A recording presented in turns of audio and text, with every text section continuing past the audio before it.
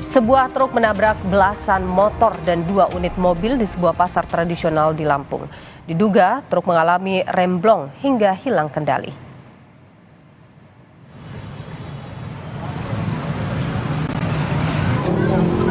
Truk Fuso menabrak belasan sepeda motor dan 2 mobil yang sedang terparkir di pasar tradisional Bakaheni, Lampung. Diduga truk mengalami remblong saat melintas dari pelabuhan Bakauheni, hingga sopir hilang kendali dan menabrak sejumlah kendaraan di pasar.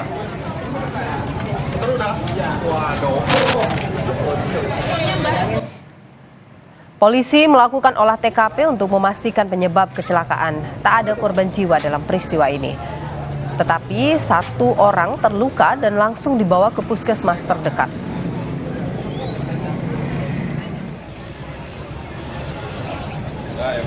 Informasi lain, Saudara, puluhan warga tergabung dalam Aliansi Santri dan Rakyat Indonesia atau ASRI berunjuk rasa di depan Pondok Pesantren Al Zaitun, Indramayu, Jawa Barat. Massa mendesak polisi agar pimpinan Ponpes Al Zaitun Panji Gumilang ditetapkan sebagai tersangka. Tadi tolong jangan dipimpin bahasanya. Kami tetap tertib. Kami tetap masih dirasa damai. Puluhan warga tergabung dalam Aliansi Santri dan Rakyat Indonesia atau ASRI untuk Kabupaten Indramayu, Jawa Barat Sabtu siang kembali menggelar aksi demo di Pondok Pesantren Al Zaitun.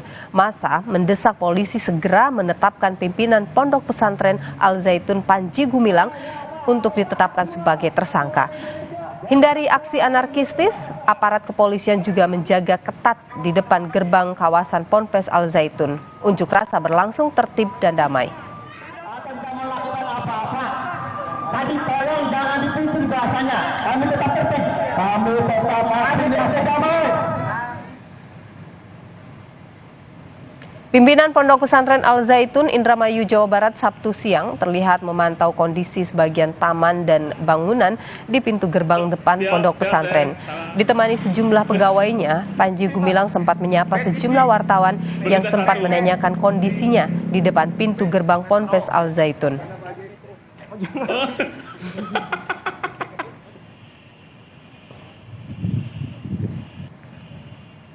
Kamis kemarin, Saudara, pimpinan Pondok Pesantren Al Zaitun Panji Gumilang sempat tidak datang karena alasan sakit.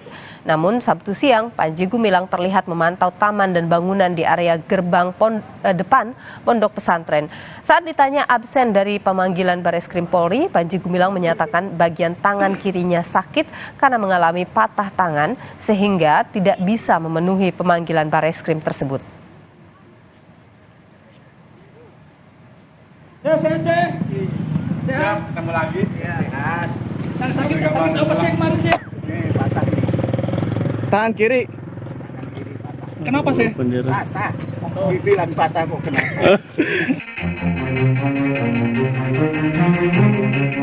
Terkait tidak datangnya Panji Gumilang dalam pemeriksaan oleh Bareskrim Polri Kamis kemarin, pimpinan Pondok Pesantren Al Zaitun Panji Gumilang akan dipanggil ulang tanggal 1 Agustus 2023 sebagai saksi untuk kasus dugaan penistaan agama. Tak hanya Panji, istrinya juga akan dipanggil Bareskrim Polri terkait kasus penistaan agama dengan terlapor Panji Gumilang suaminya. Sebelumnya, Direktorat Tindak Pidana Umum Bareskrim Polri sempat memanggil istri Panji Gumilang Jumat 14 Juli lalu, namun tidak hadir. Istri Panji Gumilang kita panggil pertama tidak hadir, kita merencanakan panggilannya adalah minggu depan terkait saksi. Kita pisah.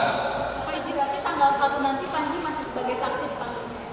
Kami panggil sebagai saksi untuk menjelaskan tentang apa yang menjadi perbuatan ataupun yang dituduhkan oleh pelapor.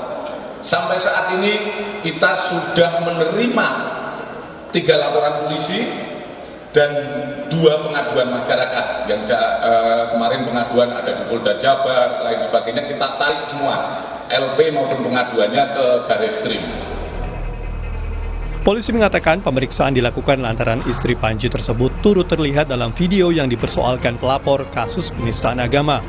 Belum ada jawaban pasti soal kedatangan Panji dan istrinya pekan depan. Pengacara Panji Gumilang menyatakan akan berkoordinasi dengan Bareskrim Polri terkait penjadwalan ulang pemeriksaan. Tim Liputan Kompas TV.